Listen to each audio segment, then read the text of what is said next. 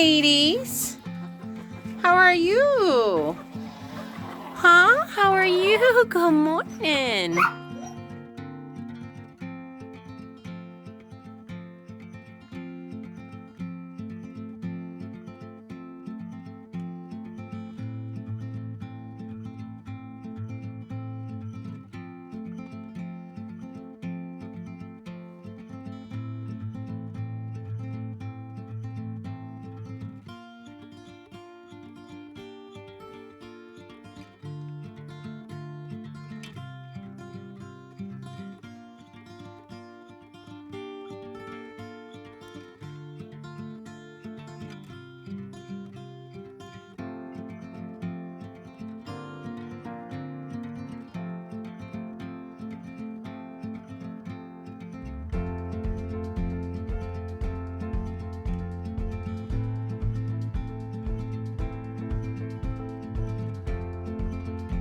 Good morning, everybody. So today we're setting up the rabbits with their breed pen, the dogs, not their breed pen, with their whelping boxes.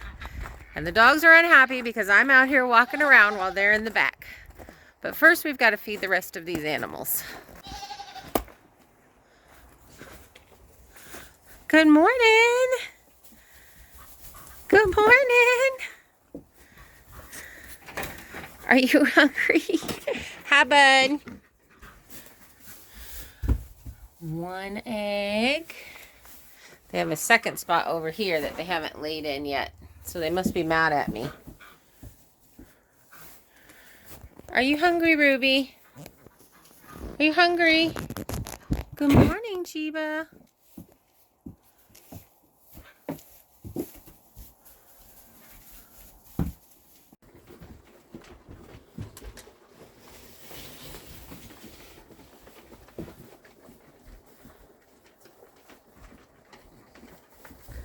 So the troughs are working out great for the grain, and it's holding up really well. They're pretty aggressive when it comes to eating, so they push on each other and they stand on the troughs and do all that kind of stuff. So it's kind of hard, but they're pretty hard on them and they're handling it really well. Now I got to get some hay to take over there. Okay, so we went into the library today and uploaded videos, and on our way home we stopped at North 40, and they were completely out of whelping boxes for the rabbits, and I just don't have time to make them. So I'm trying to figure out something else to do. And before, when I had rabbits, I actually created little whelping boxes for them out of the little plastic containers. So they don't have the ones that I used before, but oops, everything just fell out of the truck. Everything's melting, so it's getting a little muddy here, but it's melting, and that means spring is coming. So I picked up these boxes, or these bins, and I'm gonna give this a try. They're a little lower on the sides than what I used before, but let's just see if it works, because if these girls are pregnant, they're due in probably a week. Good morning. Okay, so basically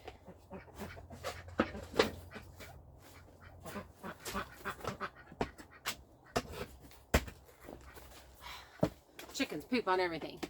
So what I have here, I really didn't want clear. I actually wanted a solid color, but again, they didn't have the solid ones. This is basically all that they had. And normally you have a higher part here and it goes lower. So we'll definitely have to build something or order something. Preferably I'll build it. But this should give these girls the space that they need to set up their nests and stuff. So I'm going to put this in with Ebony and see how she goes. She is a seasoned mama and kind of has done this before quite a few times. So if she starts grabbing the hay or the to make her nest, then we'll know that she's pretty close.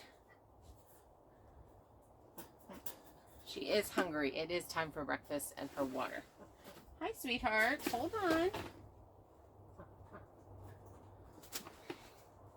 Actually, I'm going to give her some hay in there first.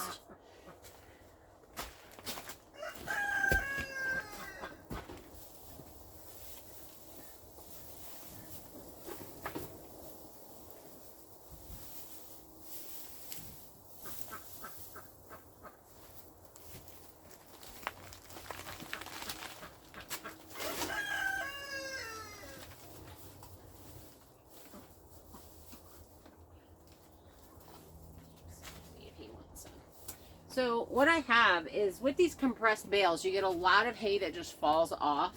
And so I'm just picking up some of that and putting it in here, and she'll get to make her own nest. She'll start pulling her fur if she's ready and creating a really wonderful warm spot for the critters. Now let's see if this fits in here. Come on, you want a bed? Uh-oh.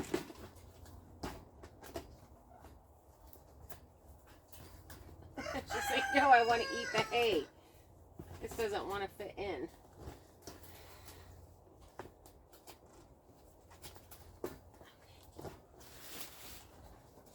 Well, I'm glad I didn't get a bigger one. It wouldn't have fit.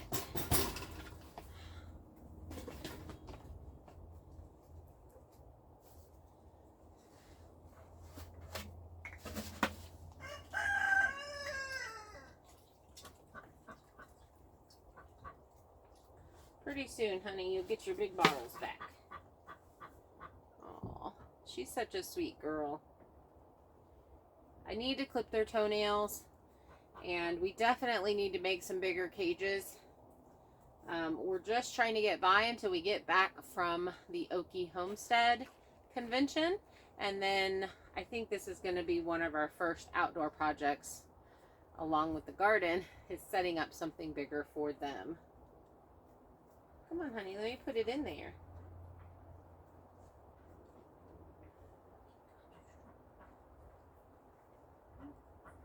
There you go.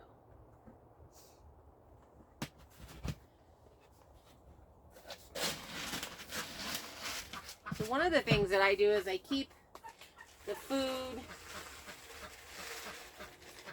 near the critters that I'm feeding. So the rabbit feed is really close to where the rabbits are. And it makes it really simple to just add grain or feed them and that kind of stuff. And the birds are pretty much leaving them alone. I would eventually like to have all of their stuff on the outside of their crates. We did not put them on the outside because of the chickens. So once the chickens are no longer free range or can actually get right where the rabbits are, then we'll be able to have all the feeding and the water and stuff on the outside of the cage. That is definitely a much easier way, because the girls do, especially Lily, she knocks her feed over. She gets mad, they throw little temper tantrums, and they knock them over. So I'm going to let her get a great big drink, and then I'm going to give her some more.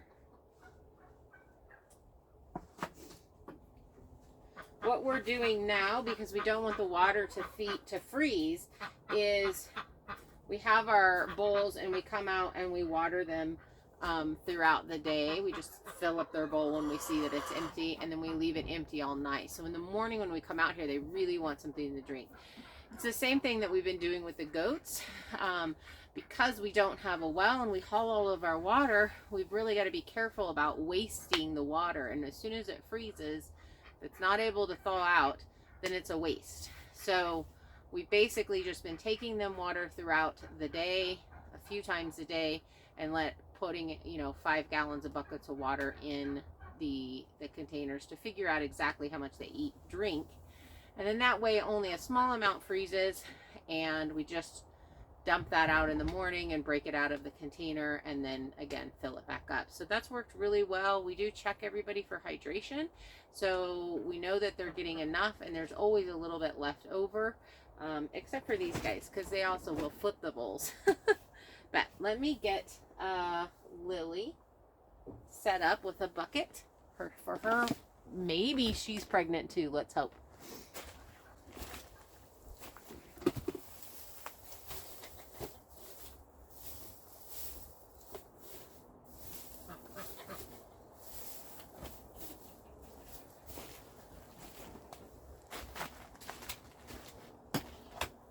So we only bred these guys once. What that means, we only put them in with the buck one time. And we did not take them back. Usually you do it 3 days in a row. If they did not take, then that's exactly what we'll do. So if they're not pregnant now, then we'll try again.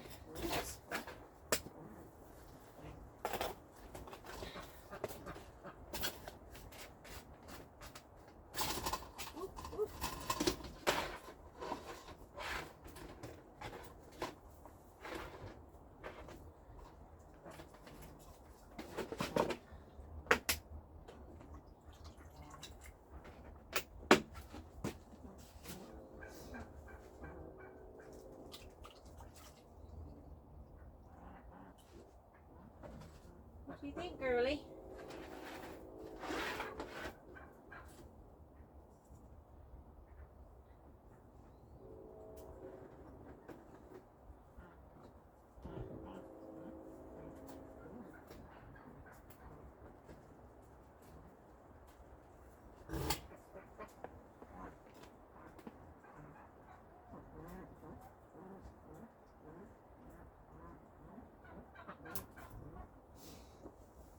Our male is definitely the best about not dumping his water, not dumping his feed. Oh, he's up too.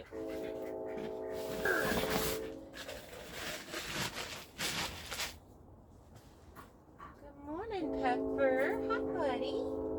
Hi, buddies.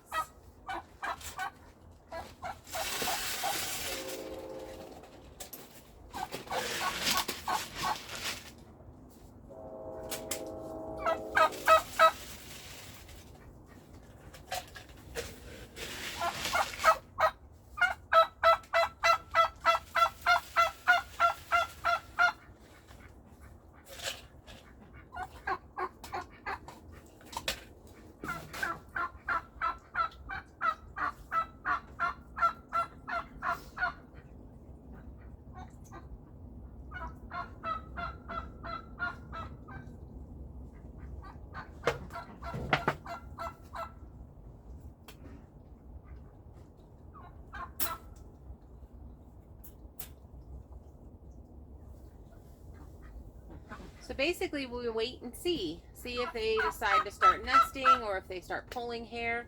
I think we have about a week before, within this next week, if they got pregnant. Another thing that we can do is just take the female, put her back in with the male, see if he breeds her, and then we would know she's not pregnant. If she is pregnant, she will fight him. So I just like Pepper a whole lot and did not want to take that chance. Sorry about the turkeys in the background. They're very chatty. So that's what we're going to try this time and see how it works. I think it will be just fine. The biggest thing that I need to make sure is that I keep the breeze off of the animals, which is why they're inside here. And I made a huge mistake the very first time I bred and we had rabbits, we had bunnies, is I put a lid on top and then I made a hole in the front and Mama Bunny could get in and out. Well, what happened is because of the heat put off by the animals, the lid caused sweating, which then caused all the babies to get wet, and I lost that whole litter. So make sure, regardless of the temperature, that you do not put a lid on top, that you actually let the mama make her burrow and she pulls her fur and she definitely keeps them warm enough. So that's about all that I have today to show you with the rabbits and the feeding of the critters. Thank you so much for hanging out with me on my farm. I'm just loving getting to share this, guys. I'm just loving getting to share this with you guys. Super excited about the garden coming up pretty soon because it is starting to be spring. Our goal for the rabbits this year is to see how much meat we can get for the freezer for the winter and for us to eat throughout the year. And I'm going to try and break down cost with my 2 does and my 1 buck and the litters that they can produce this year, this season. I'm not going to breed them through the winter time, but through this season, and how much it costs for that. I'm not going to count cages and the setup fee, because that's going to be different really anywhere that you go, and if you make it yourself or if you purchase something. So what I'm going to talk about is feed, and I'm going to try and track how much feed that we feed. I'm pretty surprised. This one bag lasts us quite a while, definitely a month for the 3 of them. It will go down. I will use quite a bit more once the babies come, but it's just going to be really, I think, interesting to find out how much these, I guess these are called large rabbits, eat while they're raising babies, and how much the babies actually eat, depending upon our litter size, obviously. My goal this summer is to get them on feed out pens out in the garden so that they can move around a little bit more and have some more space. Pretty exciting. She just jumped in her bucket, her bed. And like I said, she's a seasoned girl. She's done this before. She is eating the hay. Let's see what Lily behind me is doing. She's just drinking. Lily's just drinking water. She's just thirsty. And washing her face. It's so cute.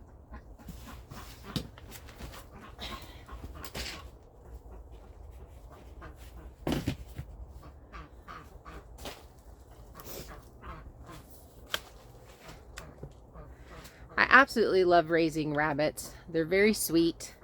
They're easygoing. They're easy to take care of and maintain. And baby bunnies are very sweet.